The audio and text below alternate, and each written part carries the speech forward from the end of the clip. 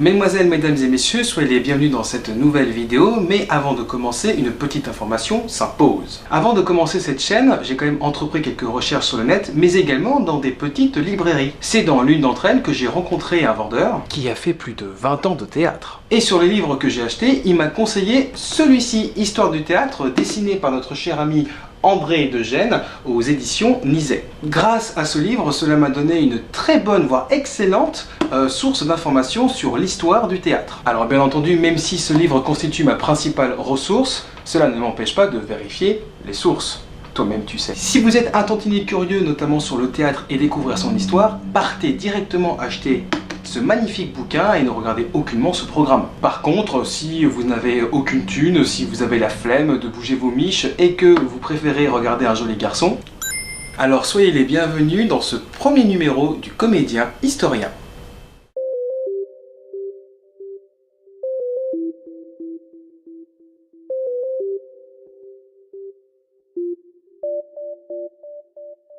Avant de parler en profondeur de l'histoire avec un grand H du théâtre, on va rapidement exposer ces différentes évolutions sur ces différentes périodes. Bon, j'avoue que faire un rapide exposé sur 25 siècles, ça va être un petit peu tendu.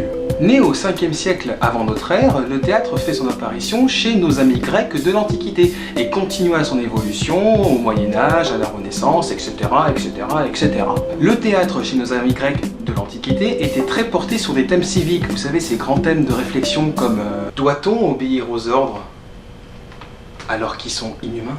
Ou encore, est-ce que le prince de Luvanille est-il aussi bon que le prince de Chocolat? Ou encore... Qui a le temps aujourd'hui de faire des confitures? Les Grecs étaient tellement à fond dans le théâtre qu'on arrivait même à payer des citoyens pauvres pour que eux aussi puissent assister à des représentations et regarder du coup des comédiens non professionnels. Ces différents éléments rassemblés donnèrent naissance au théâtre populaire.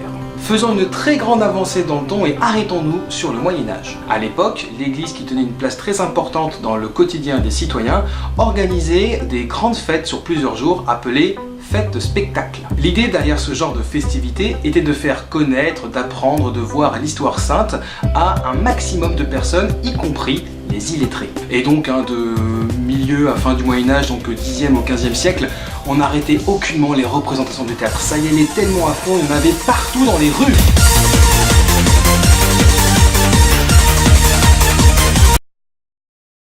C'était tellement la folie qu'il y avait énormément de personnes qui se lançaient dans une carrière de comédien bénévole.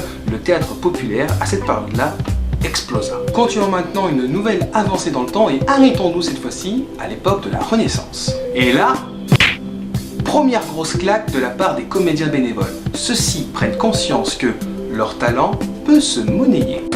Car oui, ils prennent conscience que jouer la comédie, c'est épuisant et donc ce serait bien d'avoir un petit peu de toute une.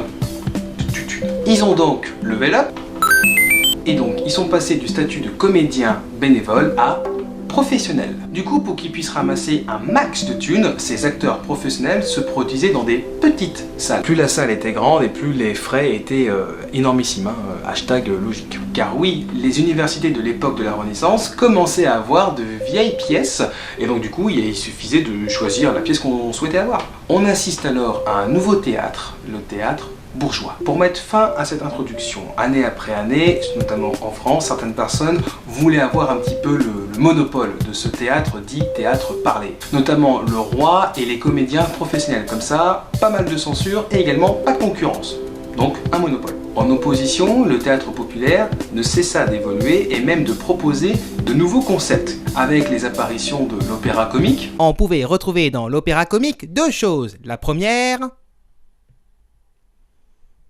et la deuxième... ça paie comme jamais, ça paie comme jamais. Le boulevard du crime.